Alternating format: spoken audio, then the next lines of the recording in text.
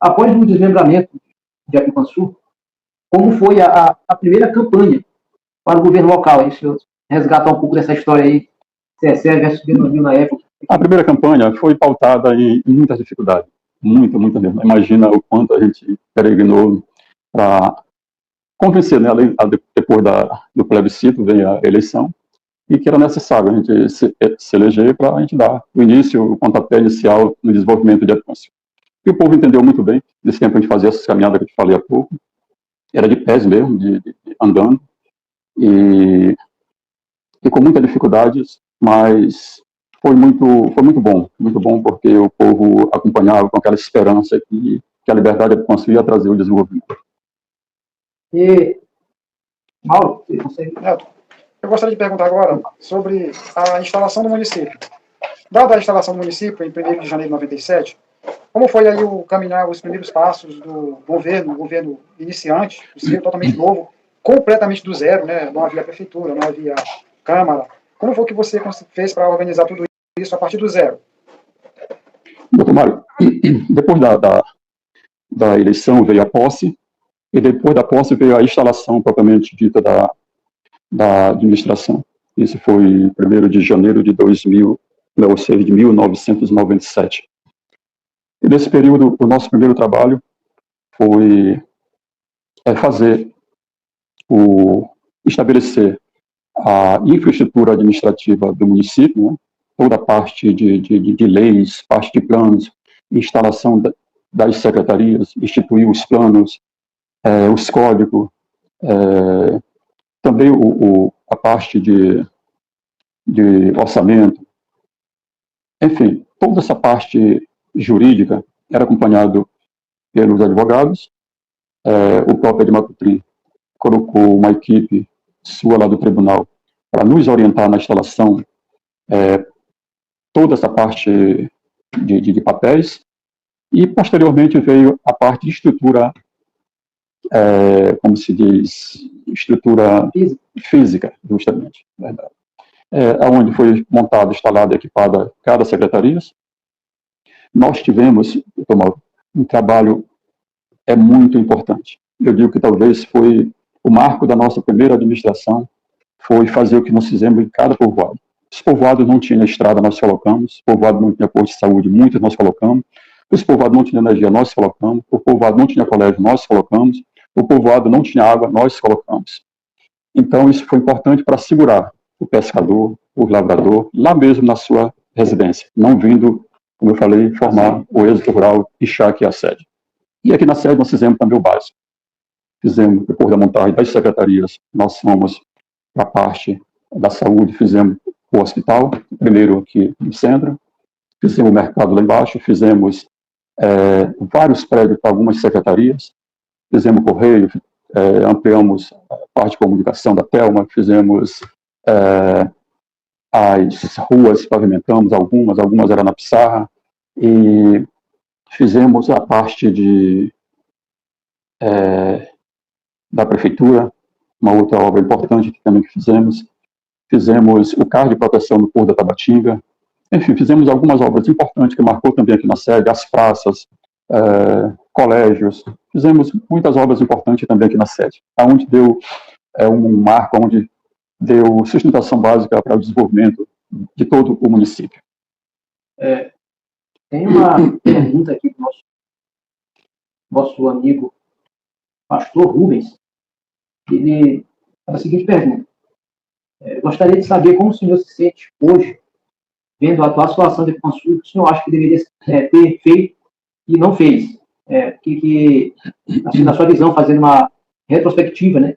O que ficou assim, a desejar do ponto de vista, eu acredito que seja nesse sentido, né? Do ponto de vista, acho que estrutural, alguma coisa do tipo.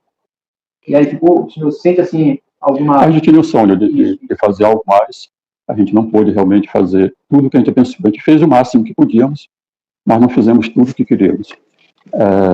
E um outro aspecto, a gente sempre, depois que a gente sai, a gente vai fazer uma reflexão, vai fazer uma análise, uma retrospectiva, a gente vê os pontos negativos que a gente deixou também a desejar. E que se voltássemos, não iria repetir aquele mesmo erro anterior. Isso é normal. E sobre essa aquele falado governo itinerante, governo participativo, isto estava sempre na minha cabeça de fazer esse último governo, mas infelizmente nós não fomos eleitos, né, por aquela questão jurídica. Iniciamos uma campanha com 72% de aceitação. Infelizmente fomos barrados lá no tribunal, né, e aconteceu que nossos amigos saíram e não deu para continuar a gente desenvolvendo a FEComSil. Mas os outros que vieram continuaram os seus trabalhos. O que a gente vê é um reconhecimento, pelos comentários que estão chegando, é um reconhecimento da sua importância, porque pegar o carro andando, né, é mais fácil. Agora, colocar a geringonça para funcionar é que é trabalhoso. Uma batalha muito árdua. Então, o senhor já até antecipou aqui a resposta da próxima pergunta que nós iremos fazer, mas o senhor poderia ainda segmentá-la ainda mais. Quais foram as obras estruturantes, quais foram as medidas tomadas nos 2 primeiros mandatos, que são importantes até hoje para o crescimento do nosso município? Nós tivemos, na parte estrutural, nós tivemos várias obras importantes para o crescimento e desenvolvimento de FEComSil. Isso é inegável, o povo sabe que construímos, que vê. Nós tivemos, eu fiz na primeira campanha de Zequinha, lá em Turirana, eu fiz um desafio, quem duvidasse, levantasse a mão, que eu tinha construído 500 obras nos 3 mandatos. Porque teve alguns que questionaram, duvidaram, mas não mostraram a cara que eu tenho. Eu tenho todo o arquivo das obras, aquisições, todas as ações feitas nos nossos 3 mandatos, e fizemos muito, né, pelo que a FEComSil precisava. Como eu te falei, a FEComSil precisava muito mais, mas nós fizemos o máximo que podíamos fazer. E um dos relatos mais importantes também na nossa administração foi na parte social.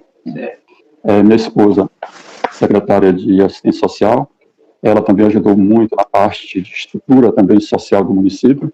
Nós tivemos a sorte de ter condições de comprar enxovais, comprava filtros, dava residências a muitas famílias através do projeto com o governo federal, aquisições também de várias fossas com banheiros, madeiras para fazer cobertura de casas, e caixões por defunto no município. Ninguém comprava caixão, fazia caminhões cheios de caixões. Enfim, a parte social também era muito bem atendida. Sobre a cesta básica, sobre a parte cultural, né, que é uma cultura que o povo gosta muito, né, os carnavais, o São João, as festas tradicionais. A gente também. A parte do esporte era também número 1. A gente tinha uns participantes aí, uns parceiros também que botavam o esporte comigo lá em cima. Toda essa parte, independente da parte cultural física do município, era muito bem falada por você. Neto, eu queria fazer uma pergunta concernente à obra que foi icônica no governo de Cessé, que foi a prefeitura, o centro administrativo. E ele fez a prefeitura num bairro onde, na época, não havia casa alguma, povoamento, urbanização alguma. Ele foi tido inicialmente como, Cessé está ficando doido, está fazendo a prefeitura lá dentro do mato. Aí eu queria perguntar para ele como ele enfrentou tudo isso, se ele se espelhou um pouco em Joaquim Amado, quando fez também de Bacuri, lá no meio do nada, no ermo. Conta um pouco para a gente sobre a construção do centro. Verdade, doutor Mauro. Aqui só tinha uma rua, né, como se sabe, e ali no Birinzal acabava a FEComSil. E de lá era só mato. E nós escolhemos aquela área lá. Eu comprei na época do finado Seu Dico, uma parte, outra de Hélio Ramos, que vai justamente até lá no posto do Cláudio Cunha. Então, toda essa área nos pertencia. E eu doei, na época, uma área justamente para fazer a prefeitura. Foi feita a documentação toda, e justamente nessa área, no meio do mato, não tinha uma residência, como o senhor falou muito bem. E eu era taxado mesmo, às vezes, como doido mesmo, fazer uma prefeitura lá dentro do mato. Mas hoje está no meio de FEComSil, e a tendência a FEComSil é crescer justamente para aquele lado de lá, para Caiamangue e para lá que cresce. Teve outro trabalho curioso e engraçado também, quando a gente fez o CAIS, né, de proteção lá. E aquele CAIS, é bom lembrar que a rubrica na época do Ministério do Meio Ambiente só tinha 48 mil reais para fazer o CAIS. Não daria para comprar nem a metade da ferragem. E foi feito o CAIS todo com recurso próprio do município. E com 2 anos fizemos o CAIS, o maior CAIS que tem hoje no litoral do Maranhão. E quando precisava fazer o aterro, que não era importante fazer o CAIS lá na ponta e deixar todo aqui da Toleiro sem acesso focais. Como eu já tinha uma experiência, fui em Fortaleza, ver um trabalho de aterro através de dragas, e eu tirei a conclusão que poderíamos fazer, independente, não tínhamos caçamba na época, não tinha como passar caçamba, fazer em dragas. Aí fizemos 2 dragas e comecei a dragar areia lá do fundo do mar e trazer para cima. Aí teve uma certa pessoa que passou lá, muito sabe quem é, e dizia que eu estava fazendo na goba que é a faca mão. É uma coisa interessante, né, que a gente gosta de lembrar, mas o Paulo sabia o resultado e hoje está um grande aterro ali, que aos poucos está sendo urbanizado. E, aliás, eu gostaria também de fazer aqui um adendo, que quando nós nos mudamos para cá, acho que foi em 2002, para esta área aqui onde eu resido hoje, nós tínhamos uma área aqui, que era onde o pessoal tirava barro para fazer adubo, na época. E fizeram uma grande cova aqui, um buraco imenso, e achei, né? E aí também foi a gestão de César Monteiro, a gente morava aqui de Barra Vento, o negócio era insuportável, e enchia, vazava tudo aqui. E na época o César Monteiro ele veio aqui e resolveu o problema também, fazendo um cálculo aí que ninguém acreditava que ia dar certo, veio aqui tudo com uma trena ali do buraco, aí bem, fez um cálculo aí, e quando colocar, foram mais de quase 300 caçambadas de... Muito mais. Foram muito mais, né? Mas 300 foi 3.000 caçambadas. Foi, né? Foram muitas caçambadas, e era um buraco muito gigante. E também, hoje, já serve de base para uma quadra esportiva que está engatinhando na construção ainda também. Mas foi um serviço que a gente tem que deixar colocado aqui, né? E a Regina Borralho, no comentário, ela disse que os melhores carnavais era a Cecé Monteiro que promovia aqui, bons tempos. E aí a gente faz a leitura também da manifestação das pessoas que ainda lembram com uma certa nostalgia, né, desses tempos de saudade, né? Saudade, porque, na verdade, eu até me atrevo a falar que o Consul, ele se desenvolveu, continua se desenvolvendo, mas, às vezes, a questão estrutural não acompanha o desenvolvimento da cidade. E nessa questão de estrutura, né, de estruturação, de fazer, de fato, aquilo que o município precisa, né, ter para que ele comporte todo esse desenvolvimento trazido pelas pessoas, só mesmo para quem tem isso na veia, né, no sangue, fazendo essa exposição de construir. Eu até coloquei aqui no vídeo de chamada fotos da época que não era asfalto, né, tinha que fazer as balizas mesmo com um pedaço de ripa, colocando tudinho, colocando pedra e para colocar o cimento na sequência. Foi o trabalho inicial das ruas. Inicial. Né? Graças a Deus nós temos um asfalto, mas para que houvesse essa evolução, primeiro muita gente queimou pedra aqui, né? E o César Monteiro estava aqui nesse tempo ajudando, né? A mão na massa fazendo esse trabalho, e esse trabalho acho que jamais será esquecido, né? Em todas as áreas, como ele já bem frisou. Neto, eu queria só relembrar para o pessoal que estamos assistindo que César Monteiro, ele é o grande lutador, ou um dos grandes lutadores pelo processo, pela emancipação do Ituaçu, e ele foi prefeito eleito e reeleito, governou 2 mandatos consecutivos. Depois ele não pôde mais se candidatar, por quando o Benota governou. Posteriormente, César conseguiu se reeleger pela uma 3ª vez. Então, uma figura importantíssima, tanto na política como também na história de Ituaçu, que já está na história. E nós estamos tendo a oportunidade de conversar com ele aqui, ao vivo, ver a visão dele, e isso ficará gravado para o resto da história da humanidade. Mas eu queria perguntar para César, o que ele tem para falar sobre o que foi o maior desafio político dele, falando do desafio político, que foi o Benoca. Como é que ele vê tudo isso hoje sobre esse embate? Repete aí, doutor Mário. A pergunta foi, como é que o senhor vê hoje, já historicamente, o seu embate político com o seu maior desafio, que foi o Benoca? Foi a maior briga política, foi entre o clã dos Monteiros e do Castro. Como é que o senhor vê isso hoje, já passado? Que foi o início da formação de 2 grupos políticos, né, no município, e que hoje ainda existe essa divisão de grupos, mas é muito relativo, né? Muda muito, as coisas passam, existe divergências políticas de momento, mas eu não considero nada de intrigas, de coisas que marcou assim, que me chocasse, que me magoasse tanto. Mas eu sempre lembro mais esse fator positivo, aonde se deu a oportunidade. Hoje eu estou do lado aqui de um doutor que me orgulha, me pertence à minha família, e que foi fruto justamente do desenvolvimento de Epiconsul. Epiconsul veio trazendo os filhos com oportunidade de estudos e assim se multiplicando os talentos e formando novos doutores, o qual eu tenho orgulho de participar dessa história da formação dessas pessoas que vão fazer a diferença, vão fazer parte do futuro do desenvolvimento de Epiconsul. Uma situação que é bom colocar é que na política inteira, para se dizer, a diplomacia. E há uma máxima na política que nós temos que admitir que existem adversários, mas inimigos está descartado. Porque quando há uma inimizade, aí já parte para um campo mais perigoso. Mas ter adversário, ter lados antagônicos na política é muito natural. E a história só mostra que um plantou, outro regou, outro colhe, e assim a história vai se construindo. Mas todos, indistintamente, foram e estão sendo ainda importantes para o desenvolvimento de Epiconsul.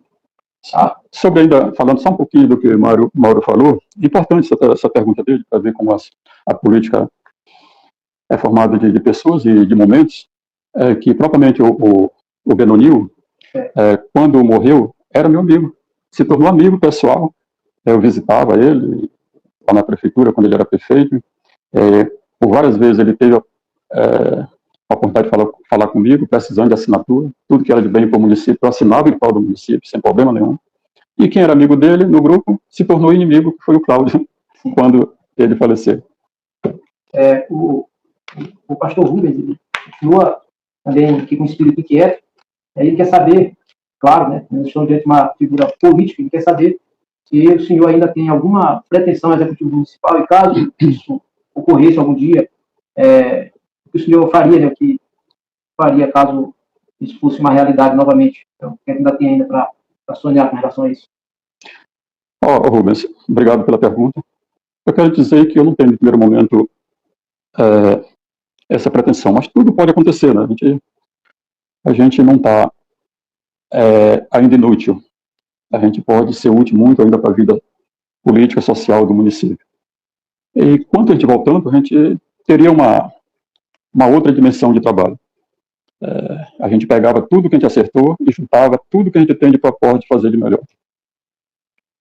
Pois a Leila Monteiro, a esposa, ela disse que vale a pena recordar a época de desafio, mas que traz muito orgulho para todos. E, de fato, nós estamos aqui nos esbanjando diante de tanta sapiência e de tanto domínio da matéria que é política, porque é uma carreira consolidada, uma carreira, digamos assim, que foi coroada com reconhecimento por 4 vezes, sendo uma em Batuí e 3 vezes em Epiconsul. Então, não é para... Aliás, esse feito só pertence mesmo a você, né, no caso aqui. E, Mauro, tem alguma pergunta mais para fazer ou quer fazer as considerações finais? Neto, só uma perguntinha para perguntar para o nosso convidado sobre o atual momento político. Não exatamente partidário em si, mas como é que ele vê a política hoje de uma forma ampla? Como é que ele analisa a política hoje em Epiconsul, que nós estamos vivendo? Mário, só voltando um pouquinho atrás, no período que eu era prefeito, eu sempre não relatei nome, né? Pessoas que me ajudaram, que participaram, que contribuíram. Mas tem uma pessoa que foi o pilar também da nossa administração. Estou lembrando que talvez ele hoje não seja político aqui em Epicum, porque ele ficava sempre enraizado lá em São Luís, resolvendo as coisas de tribunais, resolvendo as coisas de prestação de contas e a parte contábil e jurídica, que é o meu filho Erlei. Ele foi muito importante também nesse processo, desde a emancipação até no último mandato que tivemos. E sobre essa conjuntura política hoje, eu digo que a Epiconsul tem um potencial invejável, um potencial econômico, que não depende unicamente só da aposentadoria, só da prefeitura, mas depende muito da fomentação do pescado e da agricultura familiar. Nós tivemos, na época que eu era prefeito, tivemos uma época da agricultura familiar muito boa, que foi na época dos PAs. Né? E isso me dá saudade para que o município possa rever essas possibilidades de fomentar essa outra atividade da agricultura no município, que seja a partir dos quintais produtivos até as hortas mais sofisticadas. E quanto à parte, hoje, na parte administrativa, eu estou participando, não diretamente, mas indiretamente eu participo da administração do atual prefeito. Eu tenho esperança que ele possa continuar construindo mais obras de referências que dê sustentabilidade e desenvolvimento no município, esperando que os próximos prefeitos, que seja ele reeleito ou que seja outro, até o meu companheiro aqui, Neto, se for eleito, né, Neto, possa dar continuidade no desenvolvimento e crescimento de Jacumã-Sul. É meu maior sonho, qualquer que seja o prefeito, que continue dando essa força, continue dando essa bandeira, continue dando esse status que a Jacumã-Sul tem hoje no cenário político do Maranhão. E só lendo um comentário aqui do Daniel, o doutor, ele fala o seguinte: todo mundo tem seus defeitos e qualidades, mas o Cessé foi o principal ator nesse cenário. A Pipançu como município existe graças a esse cidadão. E aí mais um reconhecimento aqui de um ouvinte aqui do Antoniel, também tem uma história que se confunde com a história do Sebastião Monteiro. E só para finalizar, já adentramos aqui pelo cenário da nossa apresentação de hoje, aqui, da nossa conversa, eu gostaria de fazer mais uma pergunta, mas dessa vez é uma pergunta, não é basicamente uma pergunta, e sim um aconselhamento. O senhor, com toda a sua experiência, daqui com 30 anos, por exemplo, 28 anos, talvez seja o Mauro o entrevistado de uma outra geração, talvez seja eu o entrevistado, talvez seja um dos outros jovens que estão aqui nessa live. E qual é o conselho, a dica que o senhor dá para essa juventude, para que elas possam contar também vitórias, assim como o senhor conta hoje? Primeiramente, Neto, quero agradecer esse momento que eu tive aqui nessa live para expor alguns tópicos dessa história da emancipação de Jacumã-Sul. E eu quero te agradecer Mauro, propriamente Alberto, doutor Alberto, e outros que têm interesse de mostrar a realidade, de mostrar a verdadeira história de Jacumã-Sul para nossas novas gerações.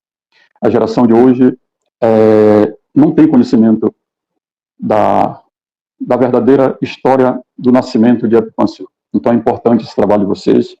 Eu tive a oportunidade de olhar um livro de Dr. Mauro, um livro que engrandece a igreja, mas tem umas partes muito importantes da história do município. Isso é importante a gente passar para a nova geração, os jovens.